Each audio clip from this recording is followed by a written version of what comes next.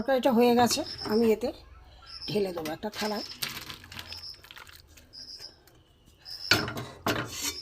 বন্ধুরা, যদি ভালো লাগে লাইক করবেন, শেয়ার করবেন। এই চ্যানেলে যদি নতুন হয়ে থাকেন অবশ্যই একটা সাবস্ক্রাইব করে দেবেন। যারা ফেসবুক পেজ থেকে দেখছে তারা একটা ফলো করে দেবেন। চলুন ভিডিওটা কিভাবে করেছি দেখতে থাকি প্রথম থেকে। চলুন যাই।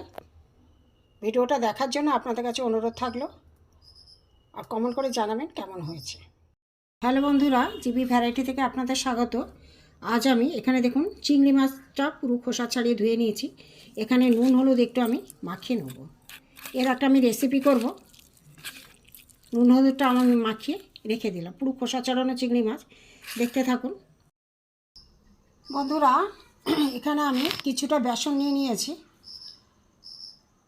এখানে দেখুন লঙ্কা গুঁড়ো, হলুদ গুঁড়ো, জিরে গুঁড়ো, চাট মশলা, নুন এতে আমি দিয়ে দেবো।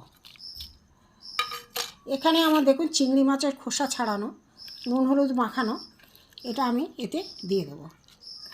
দিয়ে আমি একসাথে মাখবো।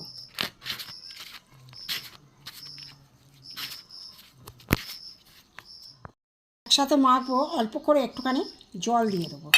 আটো শটো মতো হয়, বেশি ঢলা না হয়, আর একটু জল লাগবে।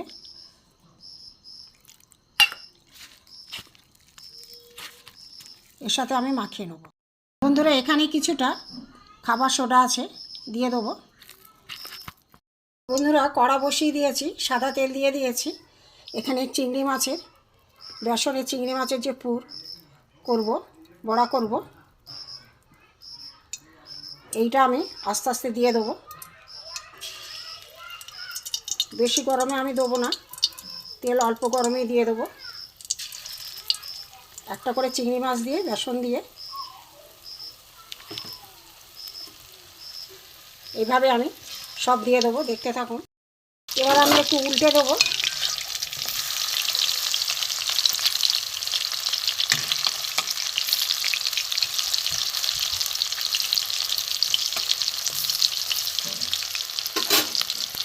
প্রথমে পেঁয়াজ দিতে ভুলে গেছিলাম বন্ধুরা, পরেরটা আমি একটু পেঁয়াজ কুচি দিয়ে দিয়েছি।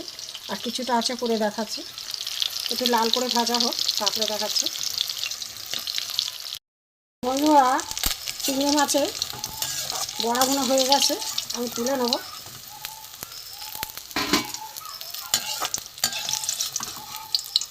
আলাদা একটা জায়গায় আমি তুলে নিলাম।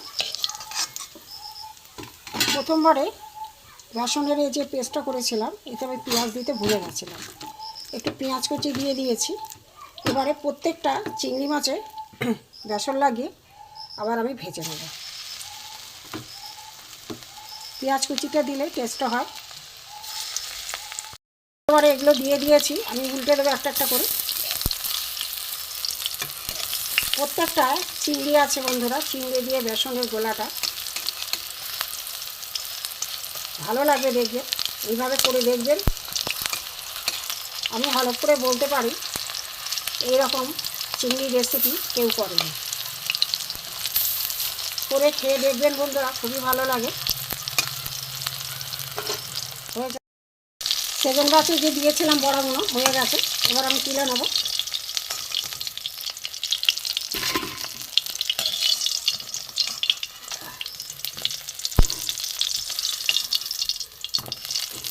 আমি আর তেল দেবো না বন্ধুরা, যা যা এখানে তেল আছে ওতেই আমার হয়ে যাবে।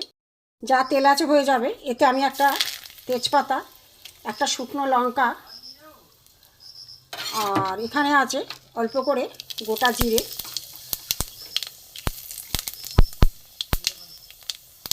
এখানে দুটো লবঙ্গ, এখানে এলাচ ফাটানো, এলাচটা ফাটিয়ে দেবেন তাহলে ফেটে যাবে মুখে। চিনি, লবঙ্গ, এলাচ দিয়ে দিয়েছি। এখানে আমি পেঁয়াজ কুচিগুলো দিয়ে দেবো। এখানে আছে রসুন কুচি, এখানে আছে টমেটো কুচি,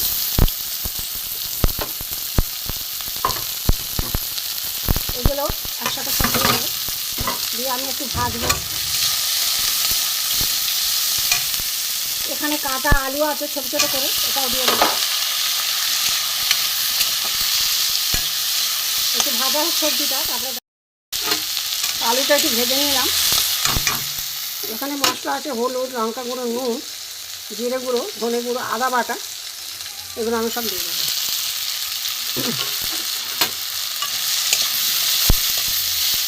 একটু কষিয়ে নেবো ভালো করে। মশলা দিয়ে কষানো হয়ে গেছে, অল্প একটু আমি জল দেবো।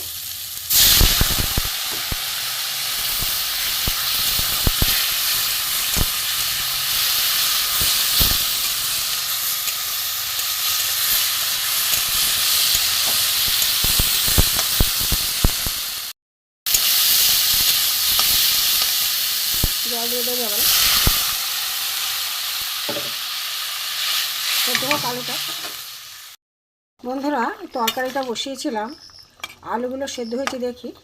হ্যাঁ, আলু সেদ্ধ হয়ে গেছে মোটামুটি। এখানে আমার এই যে চিংড়ি মাছের বড়া করা আছে, এগুলো আমি দিয়ে দেবো। ঝোল থাকতে থাকতে দেবো কেন, বড়ায় আমার অনেক ঝোল টেনে নেয়। একটু রসা করব।